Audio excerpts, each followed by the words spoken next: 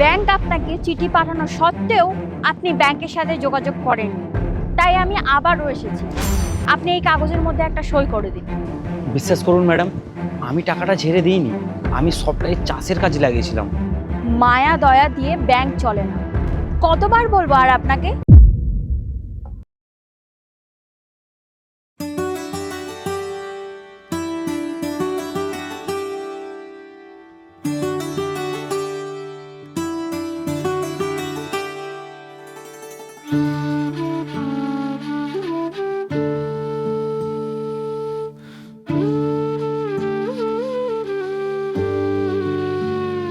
খোকা, খাবার এনেছি, খাবি আয়। হ্যাঁ মা, আসছি।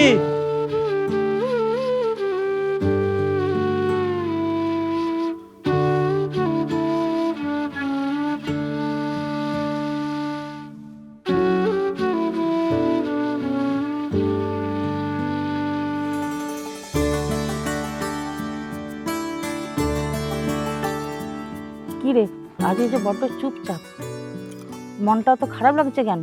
কি হয়েছে নাকি তোর? নতুন করে কি আর বলবো মা, সবই তো জানো তুমি। তুই এত চিন্তা করছিস কেন? সব ঠিক হয়ে যাবে, উপরে ভগবান আছে, সব ঠিকঠাক করে দিবে। কি করে বলছো সব ঠিক হয়ে যাবে? যা ফসল ফলেছিল তার অর্ধেকটা নষ্ট হয়ে গেছে, বাকিটা সব পোকায় নষ্ট করে দিয়েছে। তারপর যে ট্রাক্টরটা কিনেছিলাম সেটাও বিক্রি করে দিলাম, কতদিন লোনের টাকা দিতে পারিনি। কি করে চলবে? তাও তুমি বলছো সব ঠিক হয়ে যাবে। আমি জানি খোকা, তুই কি করবি বল। তুই তো তোর সাধ্যমতো চেষ্টা করছিস। সেটা তুমি জানো মা, ব্যাংকের লোক কি সেই কথাটা শুনবে? চেষ্টা দিয়ে কিছু হয় না মা, টাকা রোজগার না করতে পারলে তার কোনো দামই নেই। তুই এত চিন্তা করিস নি, শরীর খারাপ করবে। তুই বরং মন দিয়ে খেয়ে নি। শুধু খেতে হয় বলে খাচ্ছি, নাহলে খাবার আমার গলা দিয়ে নামছে না। আমার জন্য তোমাকেও অপমান করে দিয়ে যাবে ব্যাংকের লোকেরা। ওই দেখো বোকা ছেলের কথা, তুই আর আমি আলাদা? আমি ওদেরকে আরেকবার বলবো সুযোগ দিতে, তাহলে তুই টাকাটা শোধ করে দিবি। ওরাও চাকরি করে মা, ওদেরও হাত পা বাঁধা থাকে। সে যাই হোক, তুই যদি এরকম করে মন খারাপ করে নিয়ে থাকিস, আমি কিনে বাঁচবো বলতো? তুই ছাড়া আমার আছে কে?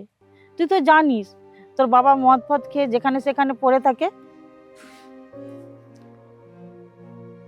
ওই দেখো, ওই জন্য আমি তোমাকে কিছু বলতে চাই না। মন খারাপ করো না, তুমি কেঁদো না, আমি কিছু না কিছু একটা ব্যবস্থা করে নেবো। ভগবান আছে দেখিস, সব ঠিক হয়ে যাবে। ভগবান কখনো ভালো মানুষের ক্ষতি করে না।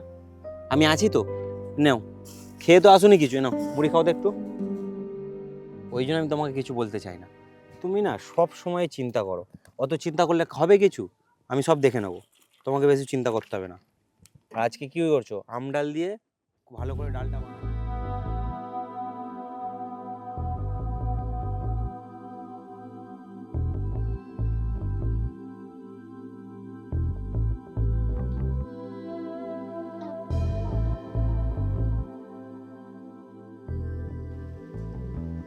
এক্সকিউজ মি,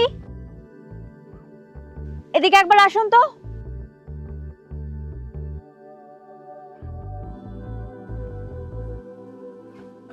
হ্যাঁ বলুন।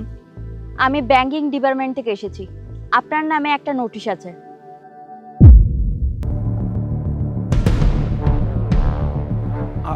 আমার নামে? আপনি ব্যাংক থেকে লোন নিয়ে একটা ট্রাক্টর কিনেছিলেন, আর 7 মাস ধরে কোনো রকম ইএমআই দেননি, তাই জন্য ব্যাংক থেকে একটা নোটিশ পাঠানো হয়েছে। আসলে ম্যাডাম, আমি ভেবেছিলাম চাষ করে সব টাকা শোধ করে দেবো, কিন্তু কিছুতেই ফসল আর ভালো হচ্ছে না। আমি অনেক চেষ্টা করছি, তাই বলছি যে ম্যাডাম, আমাকে আর একটা সুযোগ দিলে আমার খুব উপকার হতো।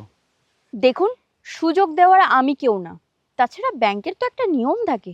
এভাবে যদি ব্যাংক লোকেদের সাহায্য করতে থাকে তাহলে তো ব্যাংক দুদিনেই ভিখারি হয়ে যাবে। আমাদের পরিস্থিতিটা একটু বোঝার চেষ্টা করুন ম্যাডাম। আমি মাকে দুবেলা দুটো ভালো করে খেতে দিতে পারি না, আর লোন কিভাবে শোধ করবো বলুন? আমি আপনাকে 24 ঘন্টা সময় দিচ্ছি। আপনার কাছে 3টি উপায় আছে, এবার তার মধ্যে আপনি কি করবেন আপনি ডিসাইড করুন। কি কি উপায় আছে ম্যাডাম, একটু বলুন। 1, আপনি টাকা দিয়েই লোনটা শোধ করে দিতে পারেন। 2, আপনি যে ট্রাক্টরটা কিনেছিলেন সেটা ব্যাংকে ফেরত দিয়ে বাকি টাকাটা সুদের মিটিয়ে দিলেই হবে। আর রইল 3 নম্বর, আপনি যে জায়গা বাড়ি বন্ধক রেখেছিলেন, দিয়ে লোন নিয়েছিলেন, সেটা কিন্তু ব্যাংক টেক ওভার করে নেবে। এবার আপনি 24 ঘন্টার মধ্যে ব্যাংকে জানিয়ে দেবেন যে আপনি কি করতে চান। টাকা তো আমি দিতে পারবো না ম্যাডাম, কারণ এত টাকা আমার কাছে নেই। আর রইল ট্রাক্টরটা আমি বিক্রি করে দিয়েছি, ওটাও ফেরত দিতে পারবো না। বাহ, তাহলে তো আপনি কাজ গুছিয়েই বসে আছেন। ব্যাংক থেকে লোন নিয়ে ট্রাক্টর কিনলেন, সেই ট্রাক্টর আবার বেচে দিলেন, আবার সেই ট্রাক্টরের টাকাটাও আবার ঝেড়ে দিলেন। আপনি তো আজব লোক মশাই। বিশ্বাস করুন ম্যাডাম, আমি টাকাটা ঝেড়ে দিইনি, আমি সবটাই চাষের কাজে লাগিয়েছিলাম।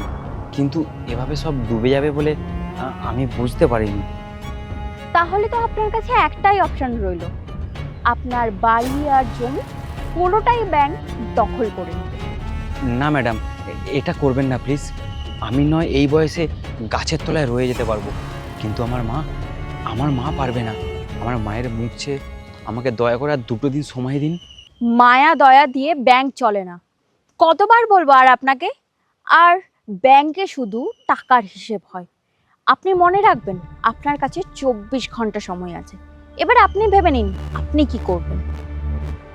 মনে রাখবেন, আপনার কাছে শুধুমাত্র 24 ঘন্টা সময় আছে।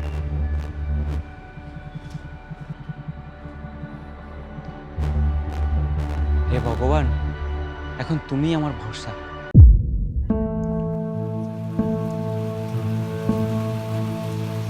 কি রে, কি হয়েছে তোর? তুই কাঁদছিস কেন? ব্যাংক থেকে অফিসার এসেছিল মা, ওরা আমাদের জমি বাড়ি সব কিছু নিয়ে নেবে বলছে। আমাদের কি হবে মা? তুই একটু ওদের বুঝিয়ে বলতে পারলি না? একটু সময় চাইতে পারলি না? ওদের অনেকভাবে বুঝিয়েছি মা, ওরা যে কোনো কথাই শুনতে চাইছে না। আচ্ছা, যা হবার হবে, তুই এখন খেয়ে নে তো।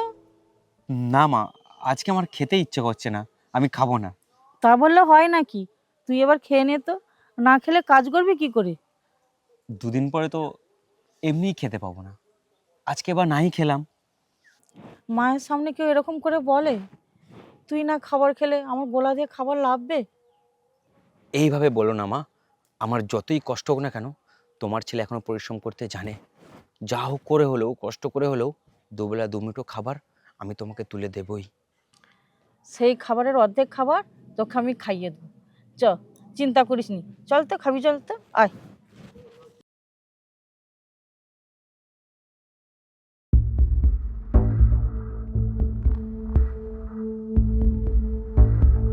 এক্সকিউজ মি, আপনি একবার এখানে আসুন।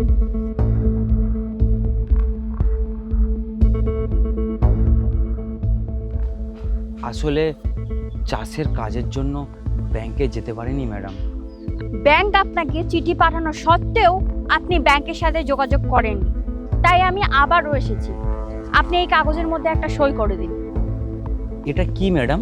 এই কাগজের মধ্যে লেখা আছে আপনি স্বইচ্ছায় আপনার বাড়ি জমি সবকিছু ব্যাংকের হাতে তুলে দিচ্ছেন, কারণ আপনি একটা ট্রাক্টর কিনেছিলেন ব্যাংক থেকে লোন নিয়ে, সেটা আপনি আর শোধ করতে পারছেন না, তাই জন্য।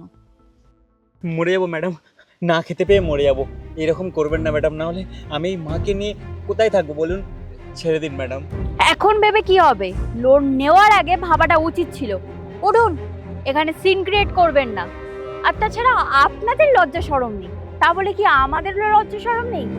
এরকম অভিনয় না অনেক দেখেছি, এরকম কেস আমাদের কাছে প্রায়ই আসতে থাকে। আর বেশি না কথা বলে এই কাগজেতে সইটা করে দিন, না হলে কিন্তু আমি পুলিশ ডাকতে বাধ্য হব। তারপর পুরো জীবনটাই কারাগারের পেছনে কাটাবে।